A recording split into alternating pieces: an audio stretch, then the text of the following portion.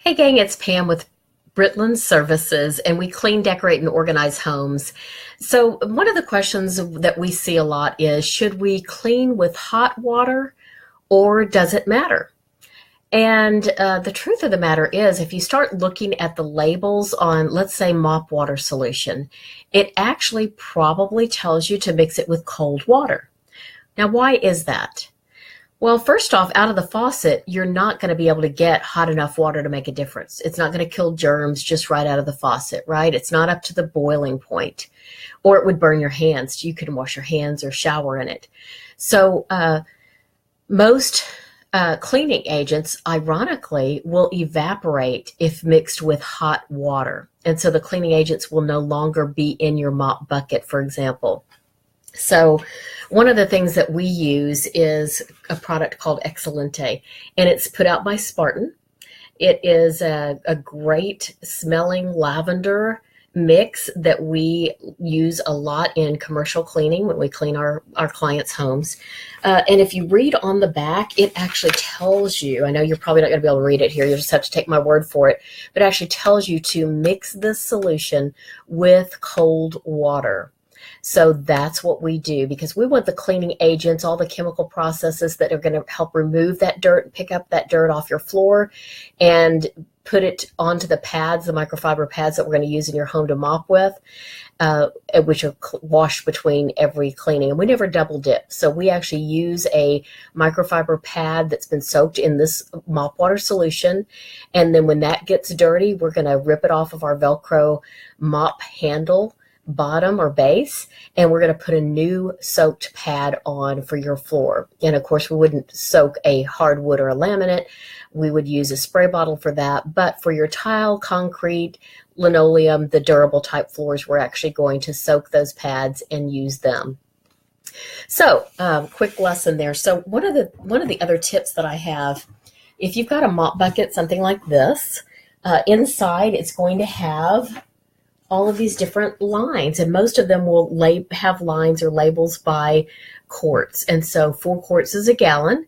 So when you're mixing your product, just read the label. Don't just pour a little bit of mop water or mop solution, concentrate into your bucket. You always want to measure so that you don't end up with a sticky floor or, something that you're going to regret later and have a hard time getting back off, a soapy floor.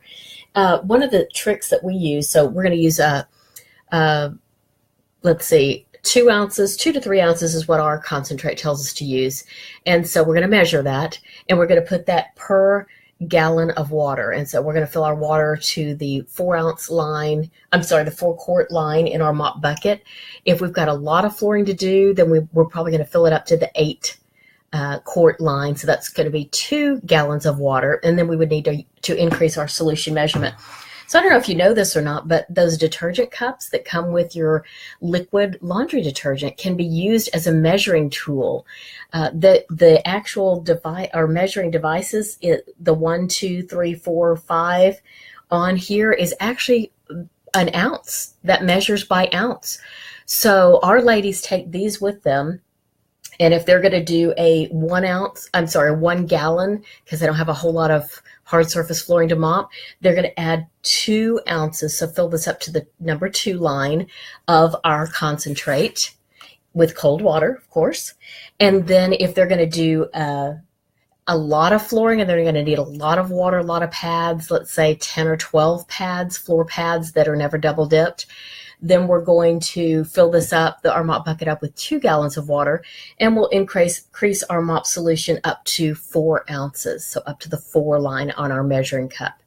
So again, that's my tip for the day. You don't need hot water to necessarily clean with. I know that may be a shocker to most of you because it's not going to get to the boiling point anyway. Let your solution kill the germs for you. With this solution that we use, you do not have to rinse. It is a no rinse product. And so again, unless you put too much in, then you might have to rinse it because you would have, put on more than you needed. This is set up to where that the longer it sits and then it just evaporates, it actually takes care of any germs that are on those floors already. Then in bathrooms, so many people try to use hot water in bathrooms. And what happens when you use hot water in a shower? It's going to steam everything up, isn't it? It's not going to make it any cleaner. Trust me, you just let your cleaning product do the work, and then a little bit of elbow grease with your sponge or your scouring pad to do the scrubbing to provide that agitation, because product plus agitation and time and then rinsing cleans the surface and will wash away germs.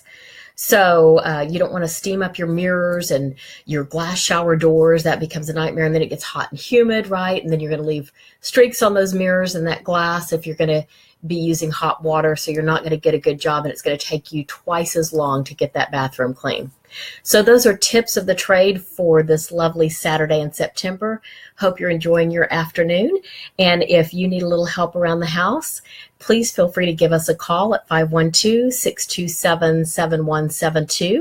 We do home organizing, cleaning, and we can even help you with furniture placement, picking out colors for your room, and help you make that room look the best it possibly can look. Thanks, and talk to you soon.